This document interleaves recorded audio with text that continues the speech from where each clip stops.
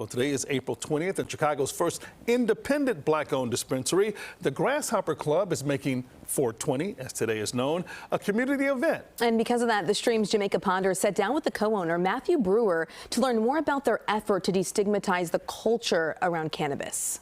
You know, when cannabis was illegal, 80% of arrests were on black and brown people. And since it's been legal, 95+% of the ownership has been white. So what is it like to be the only independently black-owned dispensary in the city? It's especially meaningful to us. My brother has been arrested a couple times for possession of cannabis. And to have him on the side of the business where he has ownership and it's legal means so much more.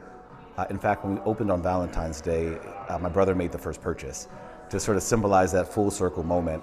So can you tell me what it's like to have a small, local, independently owned business and to be able to partner with so many other local businesses in the area? Yeah, so we love Logan Square. From the beginning, when we were first looking at the location, we came and met with the community and explained our plans, and there were no objectors. Everybody was just wishing us well and had ideas. And even with 420, for example, we're partnering with 7 different restaurants, all within a block of here. And when we think of cannabis culture, it's not just the plant itself. It's the plant, it's the people, it's the food, it's the drink, it's the community. And so we're really trying to, in our platform, as an independent, minority-owned, black-owned dispensary, being very intentional about partnering with businesses and people in that way. Can you tell me a little bit about your plans for expanding and partnering with anybody in the community? So Logan Square is our first location. We are starting construction in the South Loop, which will be our second location. It is near Grant Park in an old Potbelly's, conveniently. To date, we're the only black-owned independent dispensary open. And I'm not sure how many more there will be. I hope there are more. And frankly, we're looking to partner with others who might need guidance, resources, expertise.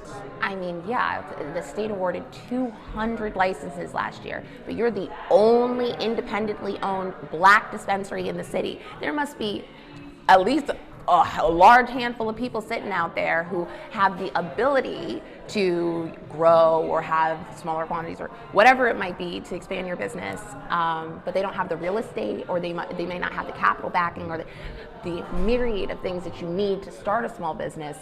Not everybody's got that. So the state in 2015, the state awarded medical licenses, and so the cannabis industry in Illinois began then. The state looked up a few years into the industry and realized that this disparity between the fact that when cannabis was illegal, over 80% of arrests were black and brown people, and that group of people had less than 1% of ownership in the industry when it was legal.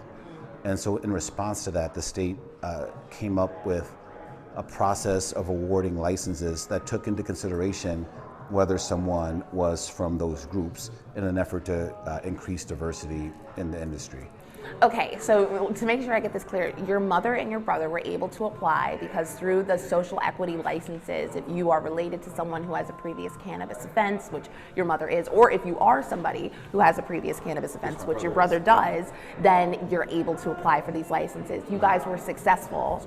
We wanted to reimagine what the dispensary experience could be. We thought that in many cases, especially here in Illinois and in Chicago, dispensary experiences can be very transactional. You go in and there's almost an expectation that you know what you want to buy, and there's not a lot of guidance to get through that process. So how do you make sure that people who maybe aren't as experienced with cannabis come into your shop and feel comfortable enough to even ask the questions that they need to get to the right products for them? We have a lot of customers who come in and they're still open to having a conversation. Something they see on the shelves or in the display case piques their curiosity and they ask a question, which turns into a conversation sometimes. And sometimes they want to try something new. And our team is wonderful at helping guide people through that process. And that was Jamaica Ponder. Thank you for that conversation. The Grasshopper Club's community partnerships in Logan Square offer deals and discounts for the 420 holiday, and they continue through this weekend.